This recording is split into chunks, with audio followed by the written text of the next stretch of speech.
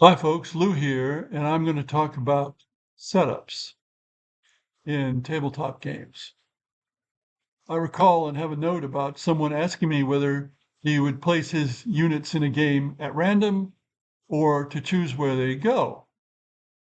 I don't remember what game that was, but it struck me because to me it was obvious you chose where you're going to put the units because that was part of the strategy of the game. And I prefer setups where you get to choose where you put things. Now, it can be that one side chooses or both sides choose. In Stratego, for example, both sides choose. And if you talk to enough people who played Stratego when they were um, pre-adults, many of them have favorite setups that they say were never beaten or it was a great setup and so on and so forth, even not knowing where the enemy was going to set up. But I've encountered other points of view. For example, one publisher likes randomized setups. In general, he likes games where he doesn't need to plan. He is a improviser, not a planner. And so he likes a random setup for both sides. So then he does what he can with what he's got. And I can understand that point of view. And maybe it's a little more realistic, who knows? But it's not the point of view that I like as a gamer.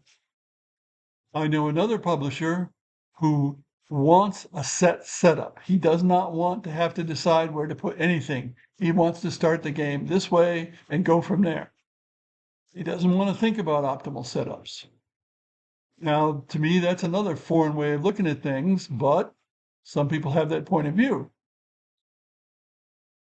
Consequently, probably, if you have a choice, you ought to include all the possibilities. In other words, let the player set it up, one, have a random setup, or have a completely set setup, and then let the players go from there. And that will then offer the opportunity to all different kinds of players to play the way they want, as long as they can get the player on the other side or players on the other sides to do the same thing. Anything more to say about that? Not particularly. There are different ways to do it. My ideal is to have a map, a miniature map of the whole game, and show where the random setups go. Like there's going to be 4 pieces here, and you take your pieces are face down or something, and you put 4 there, and then you'll find out afterward what you've got. Or you can have a whole lot of places where you can put different colors of pieces. You can divide your pieces into colors and have this color show up in this area and that color show up in a different area. Uh, or you can have a map that shows exactly where each piece will be, and that map will make it easy for the player to put the pieces on the board. And there are other techniques probably, but you see the point. Thanks for listening.